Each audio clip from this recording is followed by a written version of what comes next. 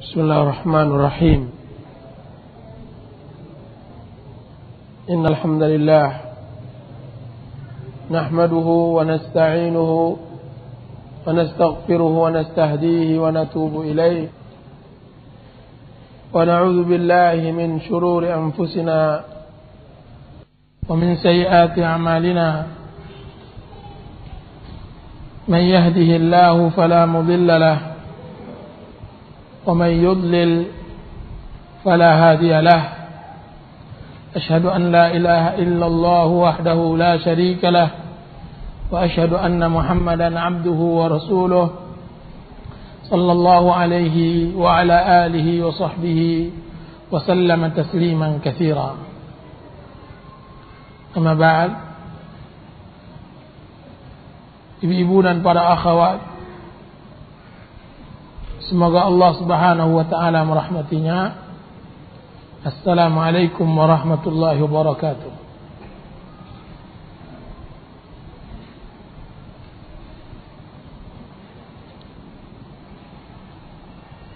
Alhamdulillah,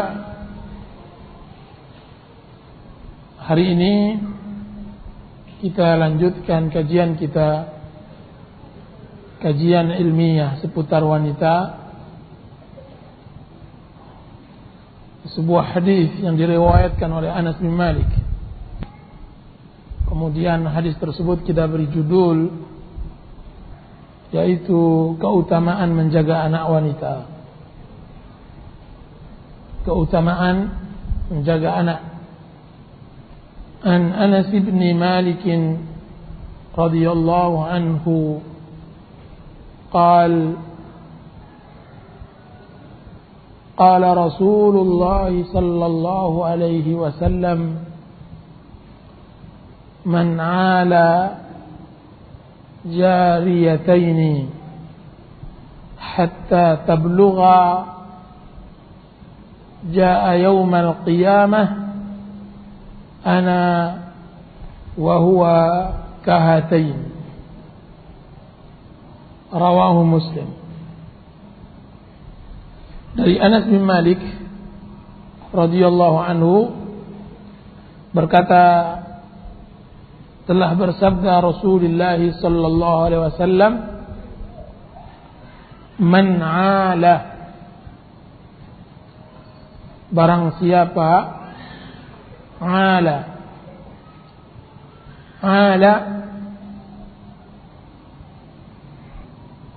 artinya menjadikan seseorang itu dekat dengannya, dan dia masuk ke dalam makna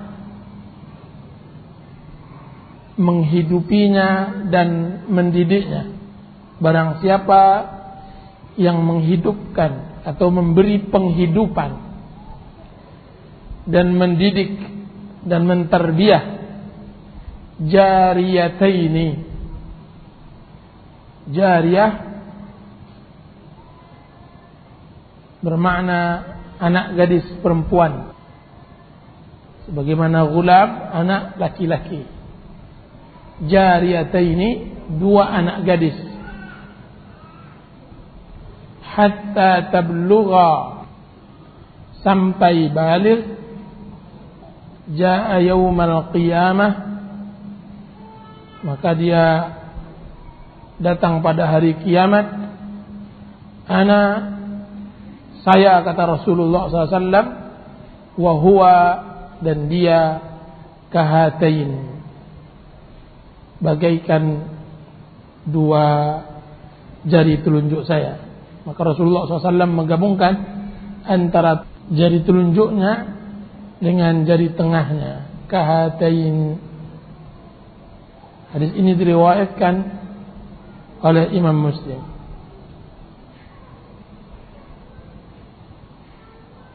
Hadis yang kita baca ini, ibu-ibu yang dirahmati oleh Allah Subhanahu wa taala, hadis keutamaan menjaga anak, dan terkhusus bagi kalangan ibu-ibu yang sudah berumah tangga, yang Allah Subhanahu wa taala beri rizki kepadanya anak, dan yang lebih terkhusus lagi dia anak perempuan. Di dalam hadis yang diriwayatkan oleh Imam Bukhari dan Muslim dari Aisyah radhiyallahu anha berkata, dakhalat alayya imra'ah wa ma'aha ibnatan laha tas'al. Satu hari seorang wanita masuk ke rumahku dan bersamanya dia mempunyai 2 orang anak perempuan, meminta-minta. Falam tajid 'indi ghaira tamrah, dan aku tidak memiliki kecuali 1 korma, 1 butir korma. Fa'ataituha iyyaha, maka aku beri dia korma tersebut. Faqasamatha baina ibnatayha wa lam ta'kul minha. Kemudian ibu tua tadi membaginya kepada 2 anaknya dan dia tidak makan sedikit pun dari korma yang saya berikan tersebut. Kemudian berlalulah ibu itu. Kemudian masuklah Rasulullah SAW. Kemudian aku kabarkan, yaitu Aisyah radhiyallahu an mengabarkan tentang kejadian tersebut. Dan Rasulullah SAW mengatakan, manubtuliya min hadhil banat syai'un fa ahsana ilaihinna kunna lahu sitran minan nar. Barang siapa yang ditimpakan ibtila, yang diberikan oleh Allah Subhanahu wa taala musibah, yang diberikan oleh Allah Subhanahu wa taala tanggung jawab dari anak-anak wanita-wanita itu, kemudian dia berlaku baik kepada mereka, maka jadilah anak-anak tersebut menjadi sitar, menjadi tameng antaranya dari api neraka. Hadis diriwayatkan oleh Imam Bukhari dan Muslim. Di dalam lafaz Imam Muslim disebutkan oleh Rasulullah SAW, innallaha qad aujaba laha bihal jannah au a'taqaha biha minan nar. Sesungguhnya Allah Subhanahu wa taala telah mewajibkan untuknya surga, atau Allah Subhanahu wa taala telah melepaskannya dari azab neraka. Keutamaan untuk menjaga anak wanita.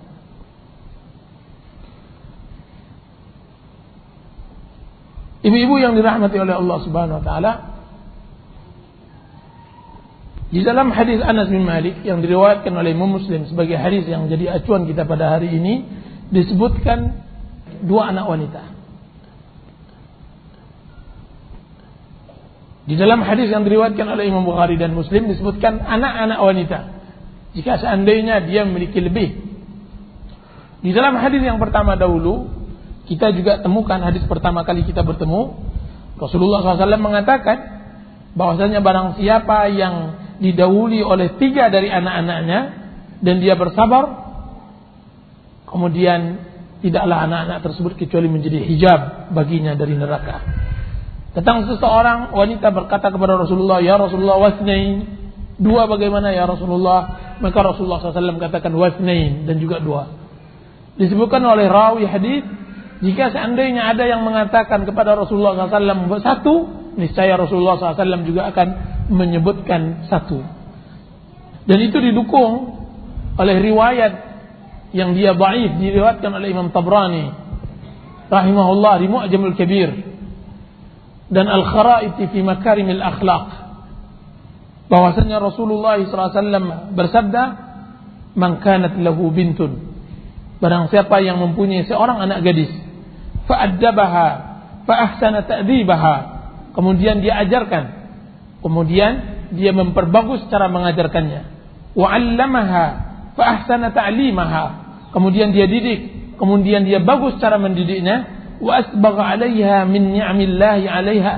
kemudian dia limpahkan kepada anak gadisnya tersebut dari nikmat-nikmat Allah Subhanahu wa taala yang Allah berikan kepadanya, kanat sitran wa hijaban minan nar, tidaklah kecuali anak gadis tersebut menjadi hijab, menjadi sitar baginya nanti dari azab neraka. Ini hadis-hadis yang menerangkan tentang keutamaan mendidik anak. Maka berbahagialah bagi para akhwat yang telah Allah Subhanahu wa taala mudahkan bagi mereka untuk telah berkeluarga. Sesungguhnya berkeluarga bukan hanya menyelesaikan permasalahan nafsu syahwat, akan tetapi berkeluarga mempunyai tujuan yang sangat besar lebih dari hal itu. Berkeluarga di samping dia adalah ghaddul basar, menundukkan pandangan, mematahkan nafsu syahwat, di samping dia adalah tempat berbangganya Rasulullah SAW kepada semua nabi dan semua rasul. Maka sesungguhnya berkeluarga adalah hak dan kewajiban. Berkeluarga adalah tanggung jawab yang harus dipikul oleh setiap muslim dan muslimah, setiap ayah dan ibu bagi anak-anaknya. Makanya seharusnya tidaklah seorang wanita menikah kecuali dia mengerti dan memahami hakikat berumah tangga, hakikat menjadi seorang ibu rumah tangga. Karena banyak kaum muslimin dan muslimat yang hanya bisa melahirkan, yang hanya bisa membuat anak, akan tetapi tidak bisa mendidik anaknya. Sehingga keutamaan mendapatkan kebersamaan bersama Rasulullah SAW di surga, keutamaan menjadikan antaranya sitar dari azab neraka, tidak dia peroleh. Kenapa?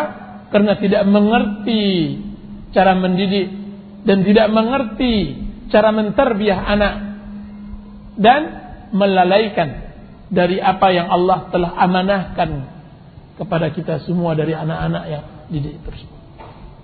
Di satu sisi lain, bahwa anak adalah fitnah. Allah Subhanahu wa taala mengatakan, "Innama amwalukum wa auladukum fitnah." Sesungguhnya harta kalian dan anak-anak kalian adalah fitnah. Ibu-ibu dan para akhwat yang dirahmati oleh Allah Subhanahu wa taala, sengaja saya turunkan judul ini agar setiap kita mempunyai gambaran yang cukup luas tentang tanggung jawab seorang ibu di dalam rumah tangganya. Sehingga jangan ada lagi terpikir oleh seorang wanita yang salihah, yang mengerti akan kewajiban agamanya, yang mengerti akan hak yang Allah telah tetapkan kepadanya, bahwa mengurusi rumah adalah pekerjaan yang remeh dan sia-sia. Dia pekerjaan berat. Makanya Allah Subhanahu wa taala dan Rasulullah SAW menjanjikan pahala yang sangat besar,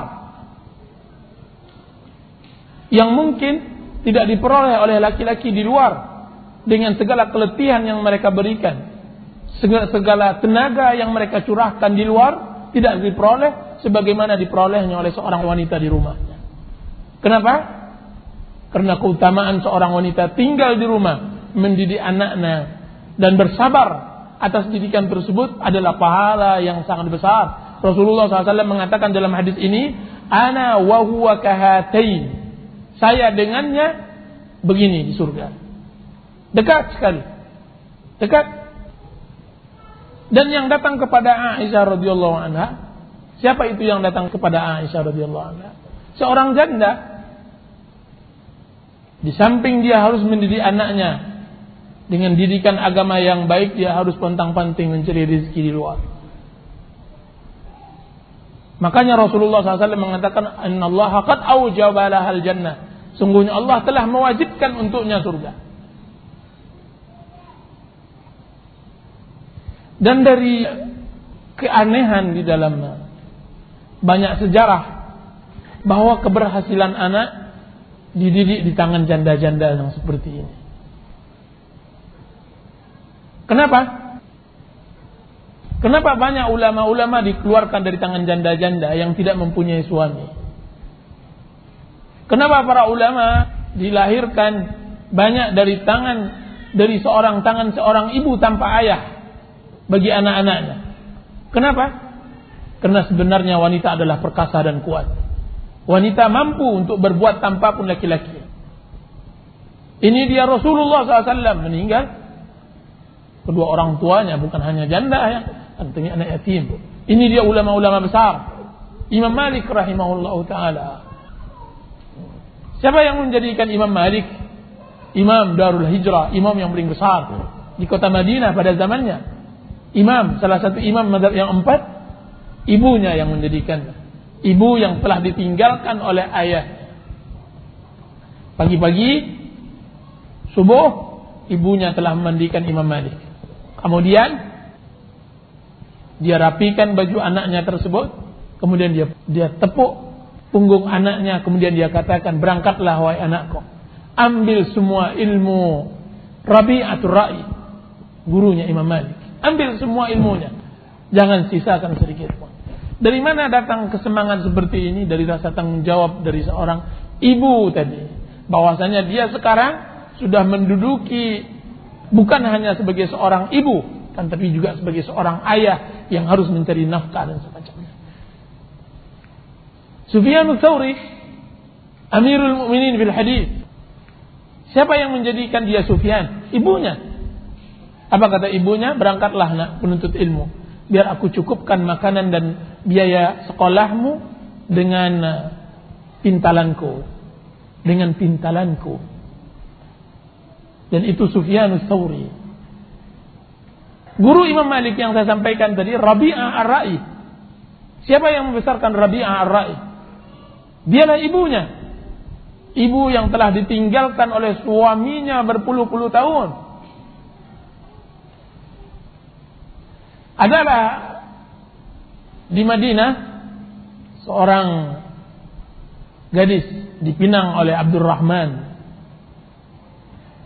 seorang pemuda yang gagah, Ibn Farrukh. Abdurrahman bin Farrukh meminang seorang gadis yang berada di kota Madinah. Setelah beberapa bulan menikah, tibalah panggilan jihad di jalan Allah Subhanahu wa taala. Berangkatlah sang pemuda ini bernama Abdurrahman, meninggalkan istrinya bersama janin yang ada di dalam perut istrinya. Kemudian di dalam perpisahan tersebut dia wasiatkan agar harta yang dia tinggalkan bisa dia jaga. Kemudian berangkatlah Abdurrahman bin Farrukh ke Sagar, perbatasan dari perbatasan negara Islam melawan negara kufar. Perbatasannya dia berangkat Sagar. Akan tapi keberangkatan tidak 1 bulan 2 bulan. Keberangkatan yang sangat panjang sampai berlalu 25 tahun. Abdurrahman bin Farrukh meninggalkan istrinya, belum pernah melihat wajah anaknya. 25 tahun kemudian, di malam hari datanglah si penunggang kuda yang sudah berumur tua menuju kota Madinah. Sesampainya di Madinah, dia tidak ragu lagi menuju sebuah rumah yang sudah lama dia kenal. Ketika dia masuk, karena dia merasa bahwa rumah tersebut adalah miliknya, dia dicegat oleh seorang pemuda. Kemudian diusir dan diangkat, dan mereka berdua berkelahi. Apa kata sang pemuda? Wahai orang tua, beraninya engkau masuk ke dalam rumahku. Apa kata orang tua? Ini rumahku. Beraninya engkau memukulku, wahai anak muda. Terjadi keributan di malam hari itu. Datanglah wanita tua keluar dari rumahnya, melerai sang pemuda dengan orang tua. Wanita tersebut mengatakan, wahai anakku, dia adalah ayahmu Farrukh. Wahai Abdurrahman bin Farrukh, inilah anakmu. Inilah anakmu. Bertemu setelah 25 tahun berpisah dengan istri dan anaknya, yang sekarang sudah menjadi pemuda yang gagah. pertemuan yang sangat luar biasa pada malam itu. Besok harinya subuh, setelah mereka tidur, hari yang ternikmat mereka lalui, hari yang paling bahagia mereka lalui bertiga, bersiaplah Abdurrahman bin Farruq berangkat ke Masjid Nabawi. Pertama kalinya masjid setelah 25 tahun belum dia pernah injak. Masjid yang 2 rakaat dilakukan lebih mulia daripada 1000 rakaat di masjid-masjid yang lain. Sampainya di Masjid Nabawi, seperti biasa, bahwa setelah salat subuh diadakan halaqah-halaqah ilmu. Maka berhentilah Farruq di sebuah halaqah yang sangat besar. Dan dilihatnya seorang ulama besar dari kejauhan, karena posisinya sangat jauh dari tempat sang guru. Kemudian setelah mendengar sejenak, berkatalah Farruq kepada teman sebelahnya. Dia berkata, "Wahai fulan, siapa gerangan guru yang duduk di bawahnya puluhan yang menggunakan tailasan?"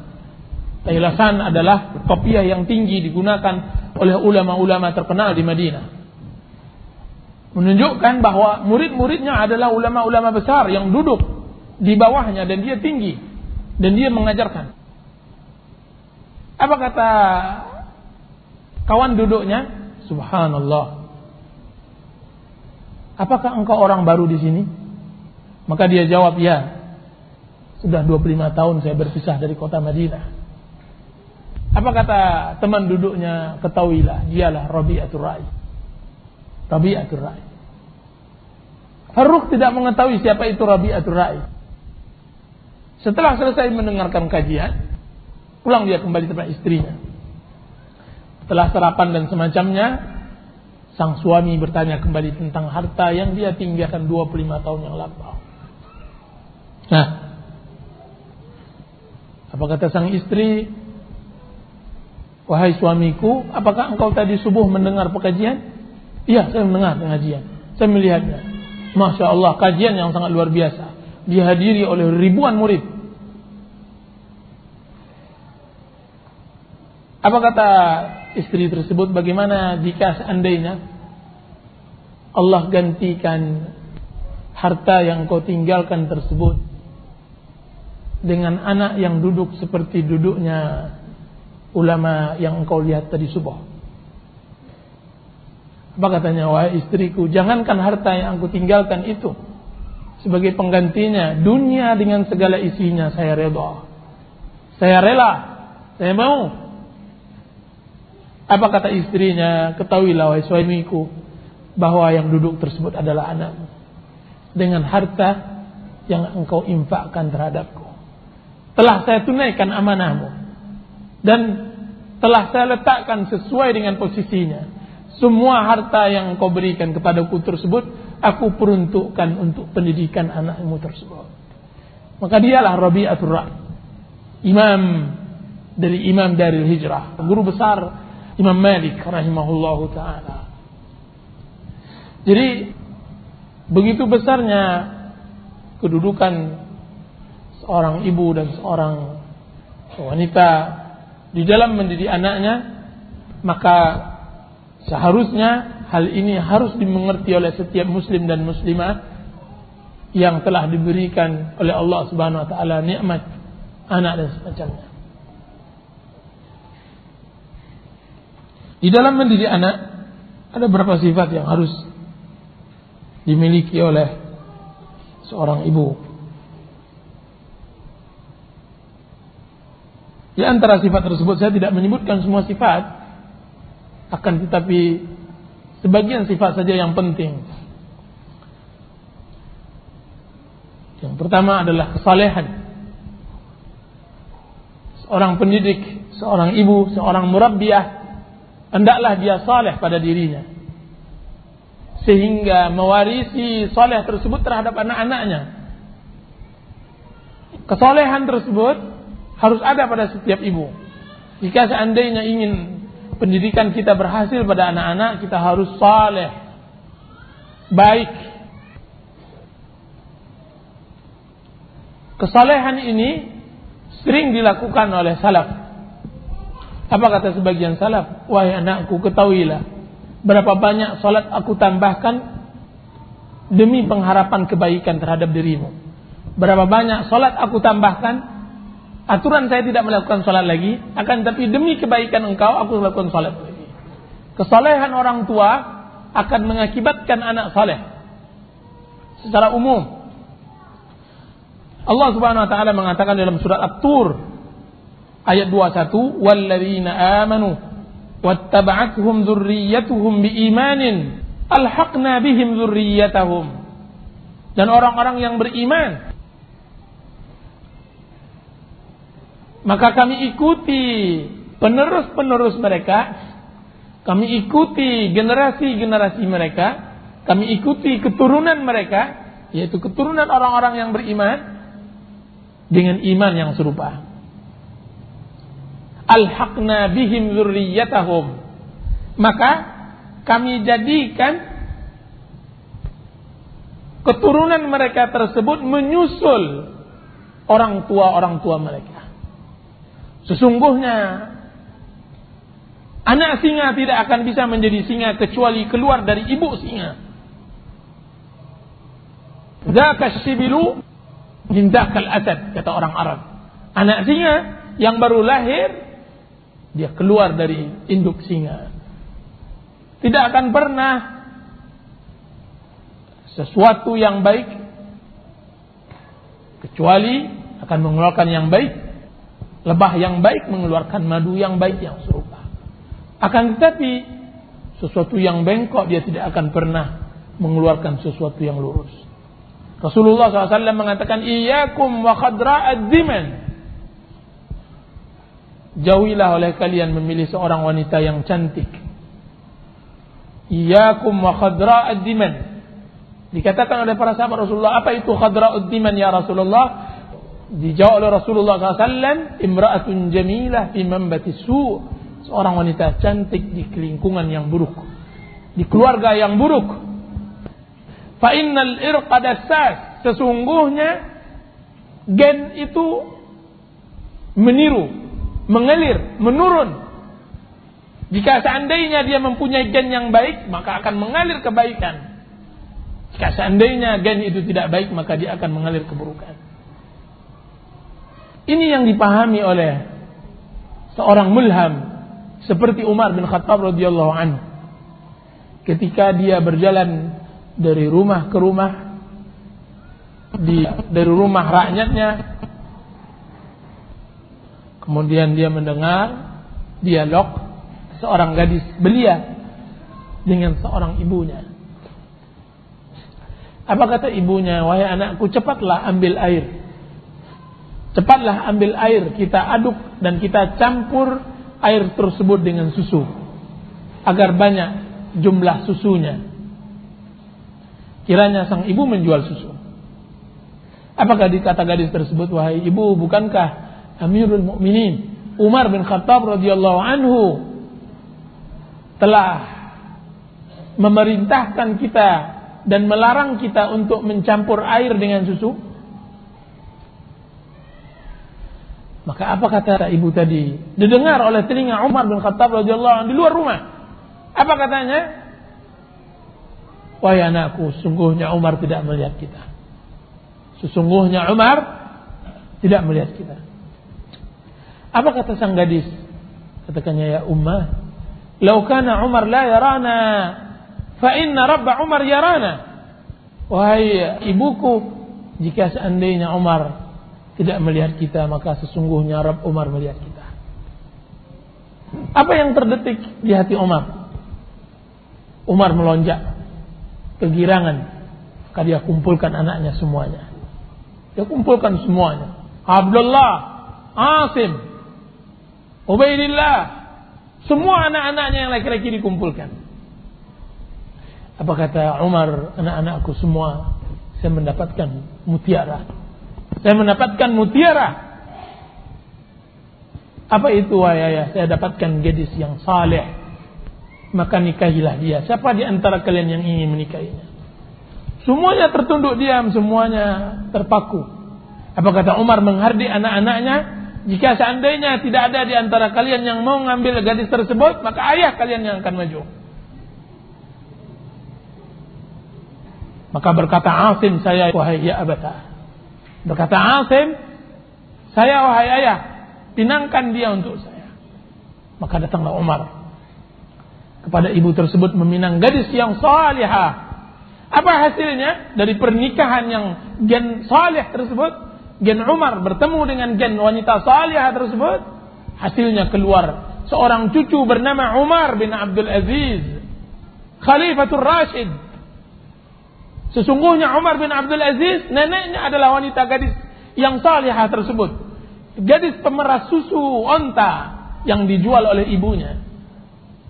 Lihat bagaimana kesalehan diwarisi nantinya oleh anak keturunan kita. Makanya di dalam cerita perjalanan Musa dan Khidir, Allah Subhanahu wa taala memberkati dan memberi berkah kepada anak-anak yatim, dua anak yatim dengan kesalehan orang tuanya. Di dalam surah Al-Kahfi Allah Subhanahu wa taala mengatakan wa ammal jidaru fakana lighulamaini yatimaini fil madinati wa kana abawahuma mu'minain. Adapun dinding yang saya bangun wahai Musa, sekalipun penduduknya tidak mau menjamu kita, memberi makan kita, tetap saya bangun dinding untuk salah satu penduduk di antara mereka, yang penduduk yang tidak mau menjamu tersebut, yaitu Khidir. Ketika dia datang pada satu kaum minta jamu, tidak ada yang mau menjamunya.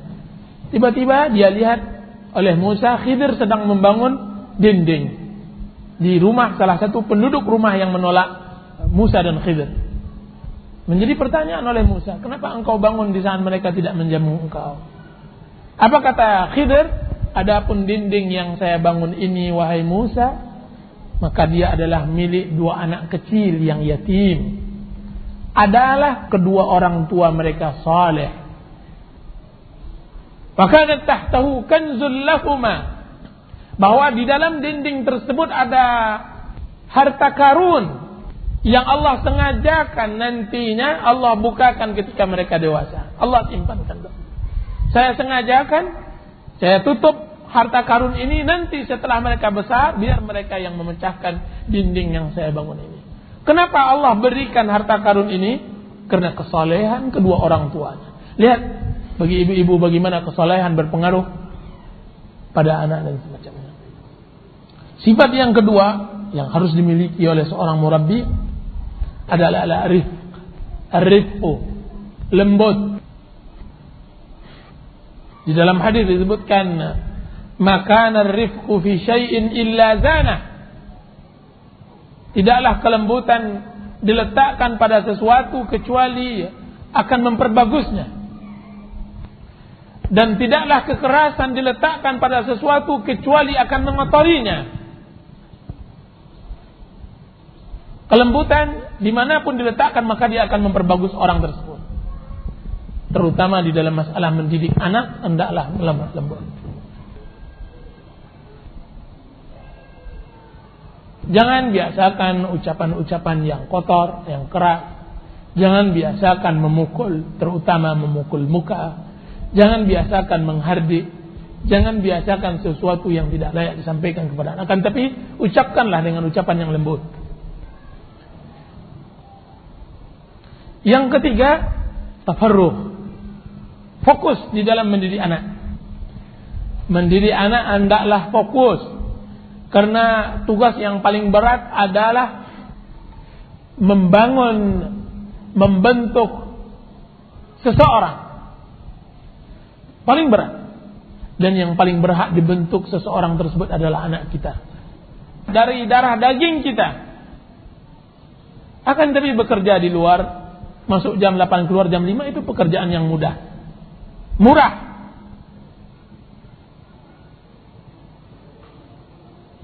Dan kadang-kadang pekerjaan yang berat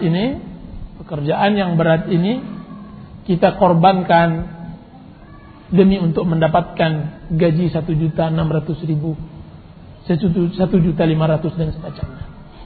Yang ujung-ujungnya juga pendidikan anak, membentuk jiwa anak dan semacamnya kita berikan kepada pembantu yang tidak mengerti tentang din, tidak mengerti tentang pendidikan, tidak mengerti tentang tarbiyah, yang biayanya tidak kalah dengan biaya yang kita cari di luar rumah. Pembantu tukang asuh anak kita gaji 700.000, yang tukang cuci pakaian anak kita gaji 700.000, sudah hampir sama dengan gaji kita di luar. Kenapa maunya wanita kerja di luar? Mesti ada sesuatu yang perlu dipertanyakan. Padahal untuk mendidik anak tidak, apalagi di zaman sekarang ini, tidak bisa kalau tidak fokus. Ibu-ibu yang dirahmati oleh Allah Subhanahu wa taala, janganlah kita berbicara tentang ulama-ulama besar. Cukuplah ulama-ulama di Indonesia saja. Siapa yang mendidik Buya Hamka? Kalau bukan ibunya yang fokus bekerja di rumah. Seorang ibu dari ibunya Buya Hamka bukan seorang wanita kurir. Saya katakan wanita kurir, bukan wanita karir. Karena wanita yang bekerja di luar, dia wanita kurir. Bekerja untuk orang lain. Sebutkan kepada saya wanita kurir yang bisa mencetak generasi, yang bisa mengeluarkan seperti Agus Salim, Muhammad Nasir, Hamka dan semacamnya. Semua mereka keluar dari ibu yang hanya fokus dalam rumah tangga. Apalagi kita berbicara tentang Imam Bukhari, Muslim, Nasa'i, Abu Dawud, Ibnu Majah. Atau kita berbicara tentang Abu Bakar, Umar, Utsman, Ali. Adalah dari ibu-ibu yang hanya mengerti tentang pendidikan anak. Ini dia Mu'adz ibn Afra. Ayahnya sudah lama meninggal, Mu'adz bin Afra dengan Mu'adz bin Amr bin Jamuh. Ketika perang Badar, datanglah anak bujangan ini, anak umur masih 13 tahun, 12 tahun. Anak kecil, belum baligh. Hadis itu diriwayatkan oleh Abdullah bin Mas'ud.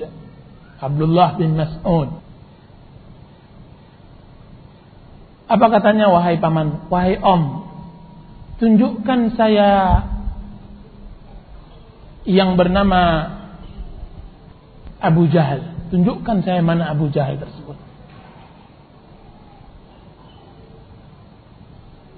Apa kata Abdullah bin Mas'ud? Kalian masih kecil, untuk apa oleh kalian? Wahai paman. Jelas kalau seandainya zaman dahulu panggilan paman, kalau sekarang om. Om, kami ingin mendapatkan darahnya. Maka ditunjukkan oleh Abdullah bin Mas'ud, itu dia. Maka mereka pun, yaitu Mu'adz bin Afra dengan Mu'adz bin Abdullah bin Jamuh, dari seorang satu ibu. Kakak beradik ini, beda ayah. Melesat bagaikan busur keluar dari panahnya mengejar Abu Jahal. Amr bin Hisham. Abu Jahal namanya Amr bin Hisham. Melesat, kemudian terbunuhlah oleh kedua tangan anak tersebut. Kemudian mereka datang kepada Rasulullah sallallahu alaihi wasallam. Datang.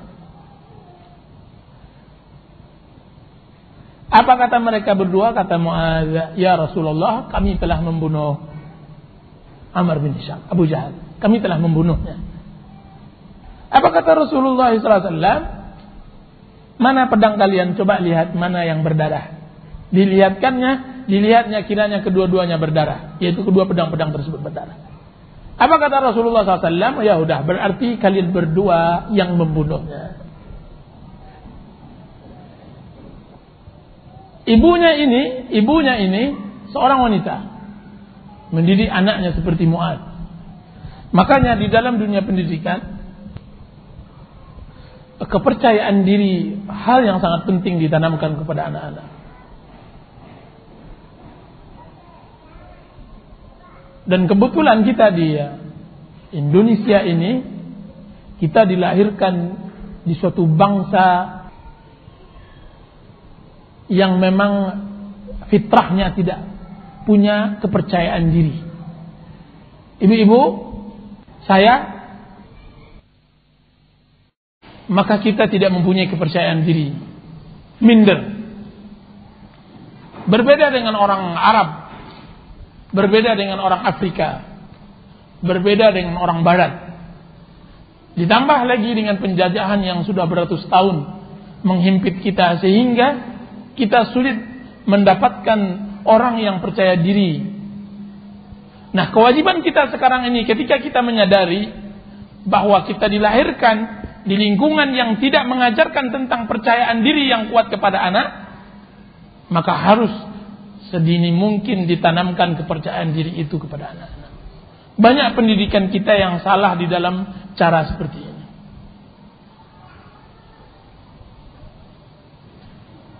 Apa yang disampaikan oleh Ustadz Farid Anus di dalam majalah Sunnah baru-baru ini tentang kisah anak yang berumur 12 tahun adalah contoh dari anak Arab. Bukan dia saja anak tersebut yang punya kepercayaan diri. Semua anak Arab punya kepercayaan diri. Dia datang, kemudian dia mengatakan, saya ingin menawarkan diri sebagai sukarelawan bekerja di kantor Bapak. Apakah saya diterima? Nah, ini kepercayaan diri yang sangat luar biasa. Di antara pengajaran kita tidak mengajarkan kepercayaan diri. Tanyalah kebanyakan orang tua ketika pamannya atau saudara-saudaranya menanyakan nama anak kita, yang menjawab itu biasanya ibunya. Siapa nama si fulan? Siapa nama adik? Yang menjawab bukan anak tersebut. Semuanya dijawab nama adiknya Abdullah. Seharusnya dibiarkan anak menjawab sendiri, biar diberikan kepercayaan diri dan semacamnya. Ini salah satu contoh. Salah seorang ikhwan bercerita bahwa di Amerika, bagaimana di Amerika, seorang tukang cleaning service yang kerjaannya membersihkan lantai, toilet dan semacamnya. Apa kata dia? Setelah dia membersihkan pekerjaannya, dia panggil orang yang buang air kecil di kamar tersebut. Sudah selesai dia buang air kecil ke sini, dia panggil, "Wahai kawan, tunggu sini sebentar." Kata tamu itu, dia sangka serius. Apa kata dia? Tahukah Anda bagaimana pekerjaan saya hari ini rapinya? Dia bilang begitu. Lihat, pekerjaan saya hari ini alangkah rapinya, kan bukan? Kata dia begitu. Cleaning service berani mengatakan seperti itu, bangga dengan pekerjaannya. Kita ketika mendapatkan seseorang membanggakan diri seperti itu, kita langsung mematikan sifat kepercayaan dirinya dengan apa? Walah, cleaning service saja bangga gitu. Ini kesalahan di dalam lingkungan kita. Kesalahan dalam lingkungan kita seperti itu. Jadi saya katakan harus ada fokus. Nanti sebenarnya saya akan membahas tentang masalah pendidikan dan kesalahan-kesalahan pendidikan di dalam mendidik anak. Mungkin di dalam kajian-kajian yang lainnya. Akan tapi karena ini istijal tergesa-gesa sehingga tidak beraturan. Kan tapi yang jelas masuk ke dalam metode ciri khas tarbiyah Islamiyah yang nanti kita akan terangkan. Wallahu a'lam. Dan yang keempat, hendaklah seorang yang mendapatkan keutamaan surga tadi, mendidik anaknya, dia harus mengharapkan ridha Allah Subhanahu wa taala dan bersabar di dalam mendidik anak. Harus dia sangkutkan pekerjaan rumahnya, pendidikan anaknya dengan ganjaran dan pahala yang Allah janjikan untuknya. Alif bata yang diajarkan kepada anaknya harus dia pikirkan bahwa itu adalah pahala yang akan dia rengkuh nantinya di hari akhirat. Dan semua itu bermuara dengan ikhlas kepada Allah Subhanahu wa taala. Secara singkat kita bahas tentang masalah ciri khas tentang tarbiyah Islamiyah. Tarbiyah Islamiyah mempunyai ciri khas. Saya melihat di sini ada 3 hal secara singkat. Pertama, bahwa tarbiyah Islamiyah, pendidikan Islam itu harus mengetahui al-aham minal muhim, sesuatu hal yang lebih penting dari yang penting.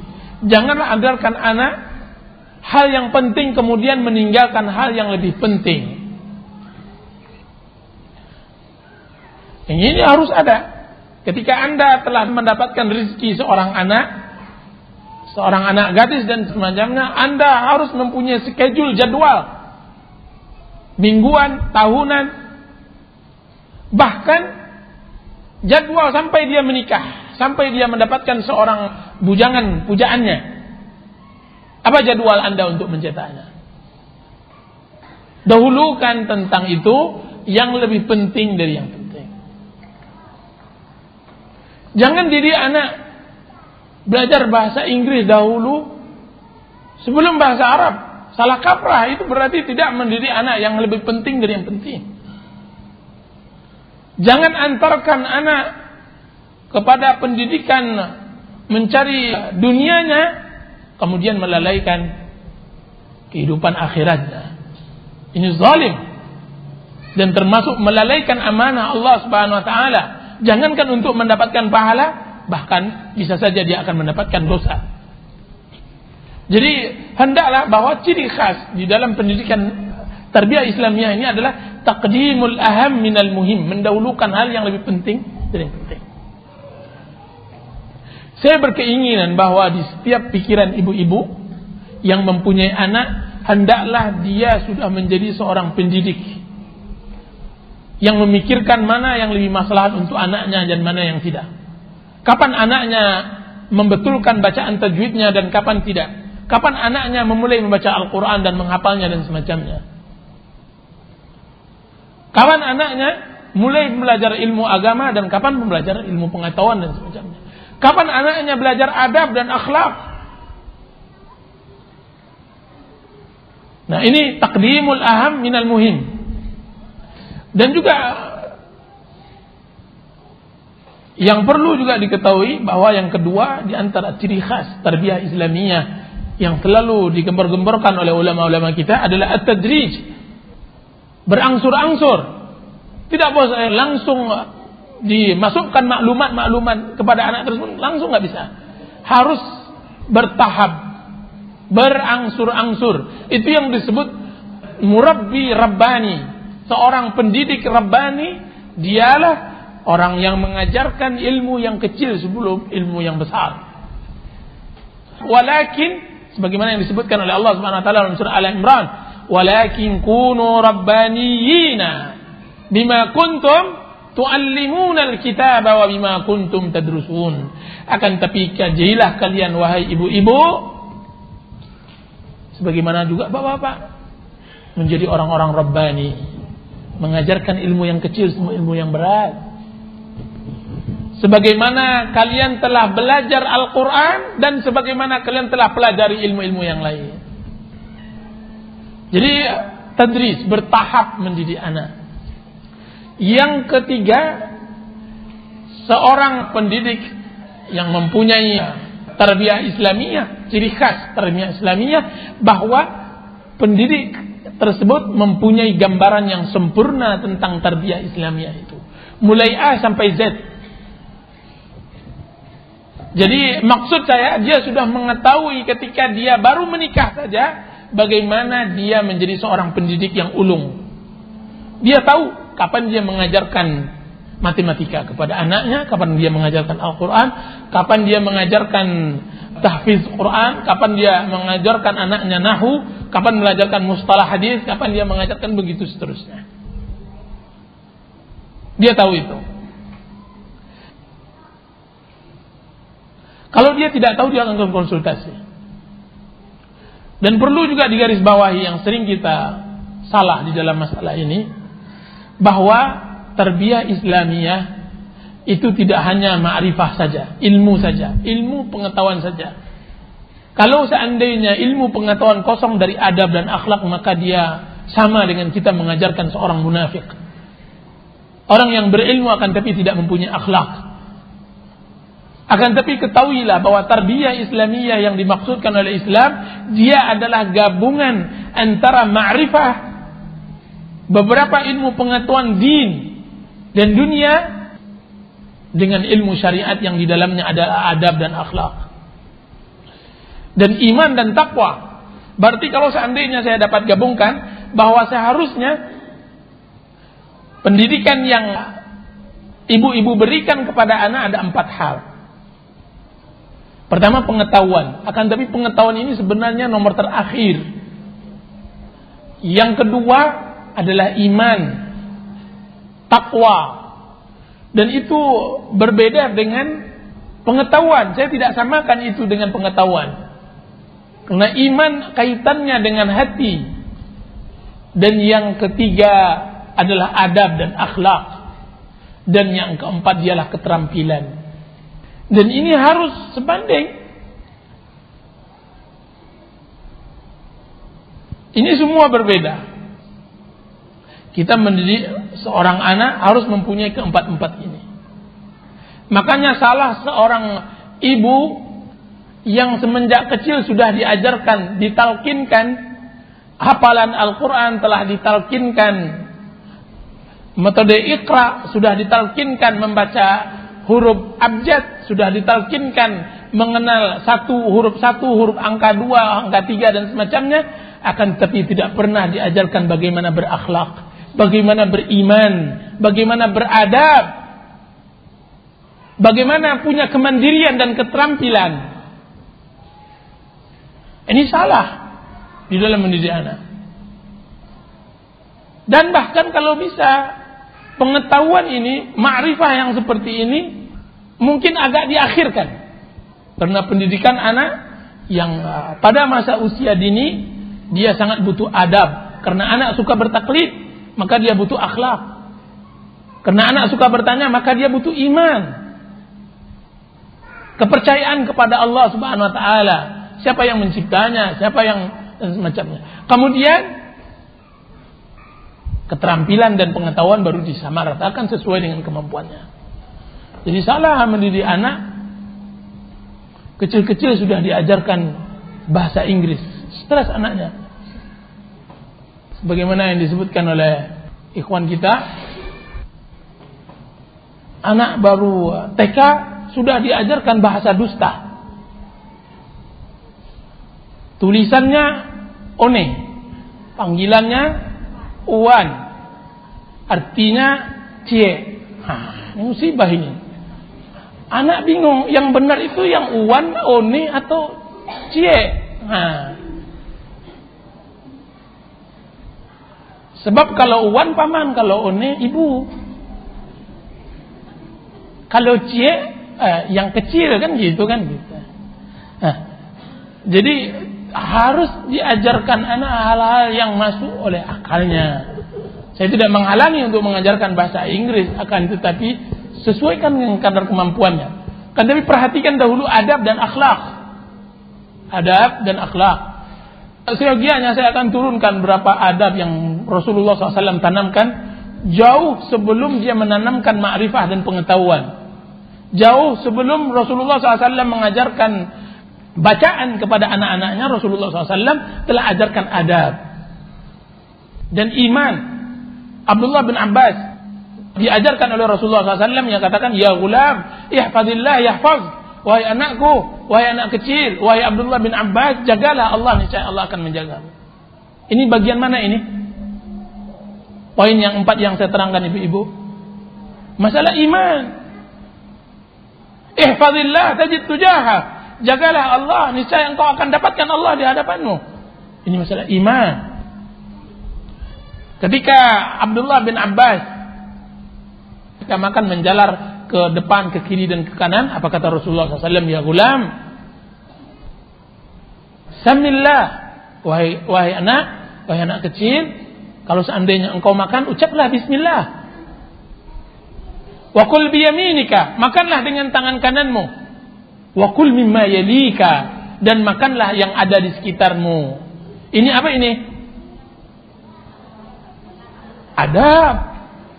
Ketika Rasulullah SAW bertemu dengan adiknya Anas yang masih berumur 2 tahun 3 tahun, sedang menangis mempermainkan burung kecilnya. Dia diberi burung pipit oleh ibunya, kemudian dia permainkan, kemudian mati olehnya. Apa kata Rasulullah SAW? Ya Aba Umair, mata fa'alan Nughair. Wahai Aba Umair. Aba Umair adalah adik Anas. Kunyahnya Abu Umair, anak kecil umur 2 tahun 3 tahun. Apa yang terjadi pada burung pipit kecil ini? Pertanyaan Rasulullah SAW ini masuk ke dalam bab mana? Masuk ke dalam keterampilan. Biarkan anak itu bermain sesuai dengan keterampilannya. Kotor itu tidak jelek, kata sebagian iklan. Wallahu a'lam. Biarkan dia main sesuai dengan fitrah dan salikah yang ada padanya. Jangan ditekan. Yang jelas hal seperti ini kita harus banyak dialog lah dengan pakar pendidikan. Saya rasa ibu-ibu juga banyak yang keluaran dan alumnus pendidikan di sini. Mungkin banyak dialog sehingga digabungkan ilmu seperti ini.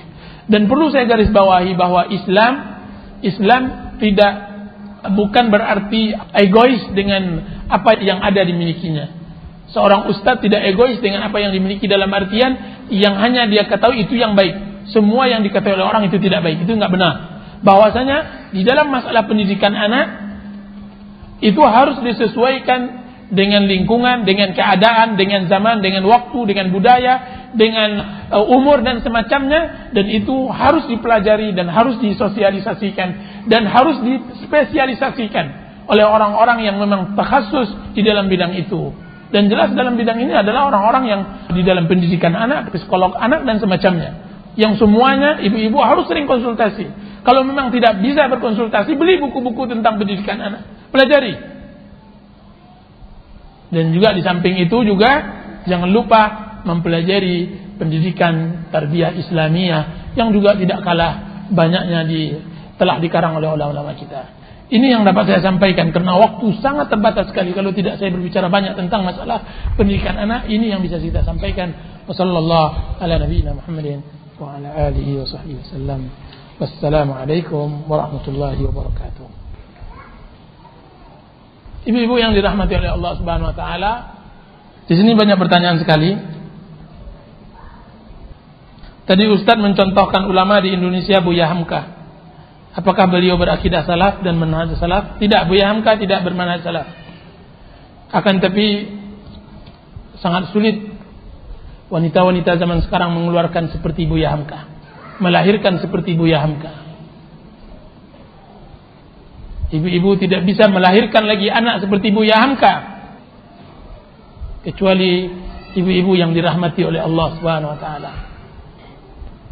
Saya berkata tentang Buya Hamka karena Indonesia hanya miliki dia saja di zaman terakhir. Kalau tidak, Buya Hamka mempunyai kesalahan banyak, termasuk di dalam masalah akidah dan semacamnya, yang harus menjadi perhatian. Akan tapi diakui atau tidak, dia menjadi ulama terbesar pada abad ini, diakui oleh seluruh umat Indonesia.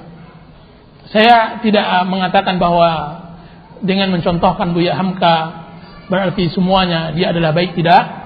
Akan tapi saya mencontohkan kebesaran jiwanya, saya mencontohkan ketinggian kemauannya, saya mencontohkan semangat hidupnya, saya mencontohkan kejelihannya, saya mencontohkan kebesaran hatinya yang dibentuk oleh seorang ibu yang benar-benar fokus di dalam mendidik anaknya. Mudah-mudahan satu saat akan keluar Buya Hamka yang jauh lebih hebat dari Buya Hamka yang berakidahkan Ahlus Sunnati wal Jamaah dan Salafus Salih. Wallahu ta'ala alam. Dan juga dengan demikian saya juga tidak menasihati untuk membaca bukunya. Wallahu ta'ala alam. Bagaimana mengatasi yang sudah terlanjur salah mengarahkan anak, sementara anak sudah memasuki usia remaja, sementara anak belum terpenuhi ilmu agama yang maksimal? apakah bisa diiringi dengan doa saja dari ibunya, dari ibu yang sudah terlanjur? Ibu yang bertanya ini, saya ucapkan terima kasih banyak atas istidrak, atas kesadarannya yang telah terlanjur. Dan saya berdoa agar sisa-sisa anaknya yang lain tidak terlanjur, insyaallah ta'ala. Dan seluruh anak-anak kita yang terlanjur maupun tidak, amin ya rabbal alamin. Ini yang pertama. Yang pertanyaan seperti ini yang kita harapkan seharusnya muncul bagi ibu muda rumah tangga. Jangan sampai terlanjur. Uang kadang-kadang tidak terlanjur saja. Orang tuanya yang sudah strength dalam mendidik anak, sudah keras dalam mendidik anak, banyak juga yang anaknya yang sudah dianggap terlanjur. Apalagi yang benar-benar sudah menelanjurkan dan menelantarkan. Sehingga saya katakan pendidikan anak pada zaman sekarang benar-benar berat, ibu-ibu. Saya yang mengatakan ini, saya sebagai ustadz misalnya tidak menjamin anak saya lebih baik